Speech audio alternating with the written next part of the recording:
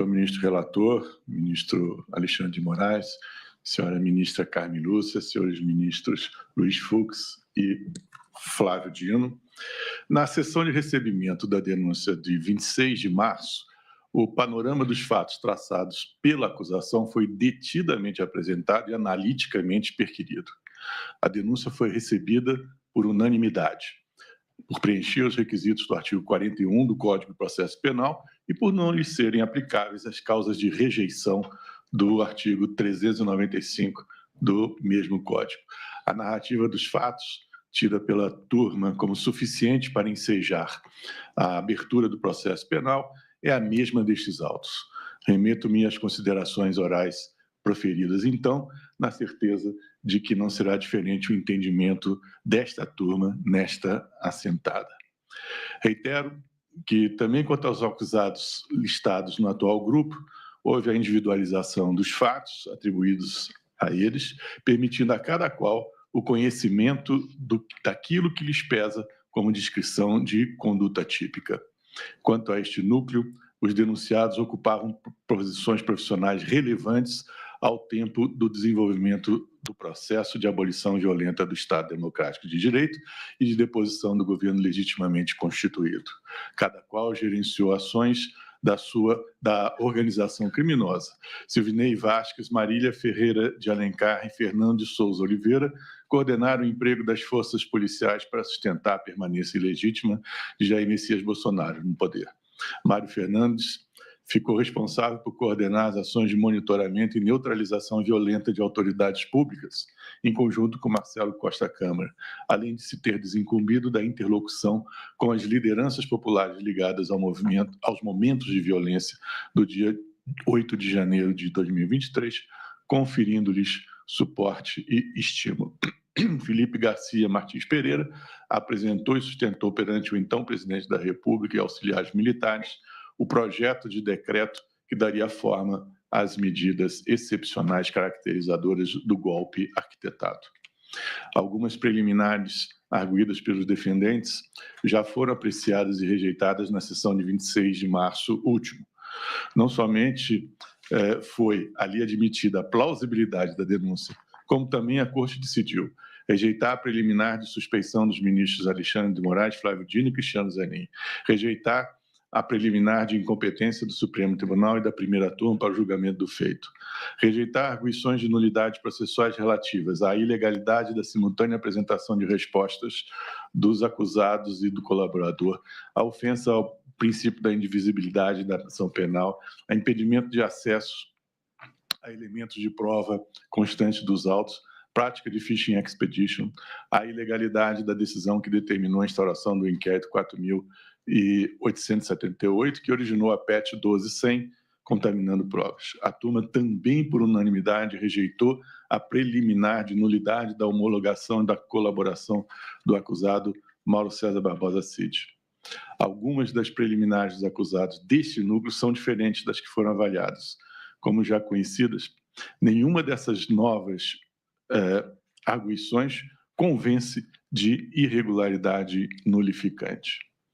Mário Fernandes alega infringência do artigo 4º, parágrafo 1º da Lei 8.038 de 90. O artigo 4º, parágrafo 1º dessa lei estabelece que, para a apresentação da resposta, serão entregues ao acusado cópia da denúncia e da queixa, do despacho do relator e dos documentos por este indicados. O general pretendia fazer jus a que equipamentos eletrônicos lhe fossem franqueados na unidade prisional em que foi internado. Não há, contudo, suporte legal para a reivindicação.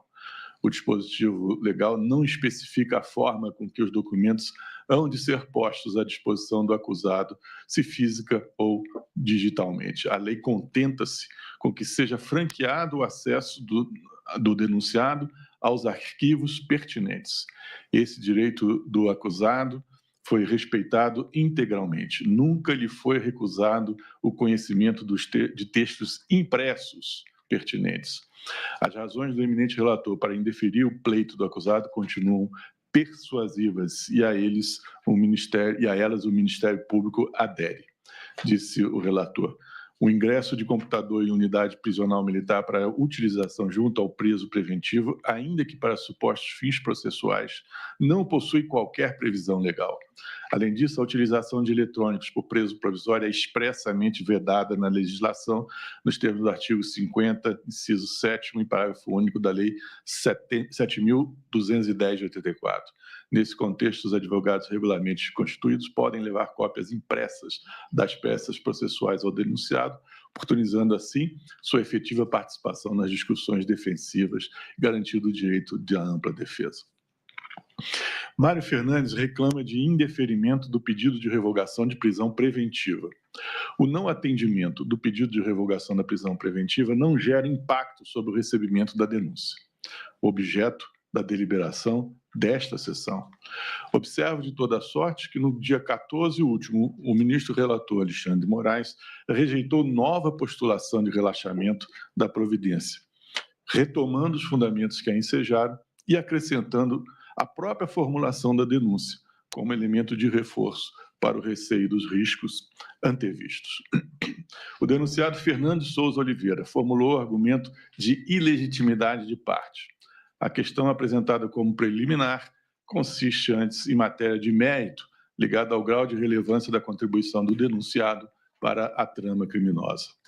O certo é que a acusação descreve comportamento justificador da denúncia. É quanto basta agora para o seu recebimento. O debate pretendido pela defesa neste instante processual, portanto, prematuro. A denúncia especificou as condutas que atribuiu a Fernando de Souza Oliveira, sendo igualmente relevante para que figure como denunciado que ele tenha exercido ou não a função de secretário de Segurança Pública do Distrito Federal na condição de substituto legal. Marcelo Câmara alega que, antes de apreciar a viabilidade da denúncia, seria imprescindível que se concluísse o julgamento de agravos regimentais pendentes. Ocorre que os agravos regimentais são destituídos de efeito suspensivo, particularidade processual que esvazia a preliminar suscitada. De todo modo, a interposição dos agravos não impede a defesa de, na oportunidade da resposta, invocar todas as questões que lhe pareçam úteis ao exame adequado da abertura da ação penal. Marília, Fernando e Felipe alegam quebra da cadeia de custódia. Os dados obtidos na investigação possuem registro claro da sua fonte e forma de extração, sem indicativo de adulteração ou manipulação indevida. Ainda assim, não houve impedimento a que cada defesa técnica extraísse dos dados diretamente de seu substrato material para confronto com as conclusões da denúncia, extraísse o que lhe parecesse conveniente. De outro lado, a entrega voluntária de dados por testemunha ou por investigado não caracteriza extração irregular de dados, até porque é sempre facultada à defesa debater o juízo valorativo que foi adotado pelo órgão da acusação na denúncia. O mesmo raciocínio se aplica às mensagens reconstruídas pela Polícia Federal, que são passíveis de consulta na sua fonte e, porventura, de contraste com a compreensão diferente explorada pela defesa. Felipe Martins critica desequilíbrio entre acusação e defesa, entrevendo terem sido implementados prazos distintos para cada um dos polos da demanda. Essas alegações relacionadas à ampliação do prazo para a apresentação das respostas já foram enfrentadas em mais de uma oportunidade e foram devidamente superadas por falta de apoio legal. Sempre se anotou nas decisões que, e eu transcrevo, a legislação prevê o prazo de 15 dias nos termos do artigo 4º da Lei 8.038 de 90 e do artigo 233 do Regimento Interno do Supremo Tribunal Federal. Felipe Martins se insurge com o que tem como parcialidade do Procurador-Geral da República. Da mesma forma que nas arguições assemelhadas contra ministros da Corte, o meio processual para a discussão haveria de ser outro. De todo modo, não foram apresentados fundamentos minimamente conectados às hipóteses de suspeição e impedimento que a lei processual prevê para o êxito de semelhantes insurgências. O inconformismo da defesa com o posicionamento processual e técnico do Procurador-Geral da República, ao se manifestar sob a prisão preventiva que fora decretada contra Felipe, hoje revogada, não se espelha nas hipóteses legais que são de interpretação restritiva de afastamento da causa do membro do Ministério Público. Senhores ministros, em conclusão, da mesma forma que na sessão de 26 de março, o Procurador-Geral da República aguarda o recebimento da sua denúncia na sua integralidade. Muito obrigado. Agradeço ao Procurador-Geral da República.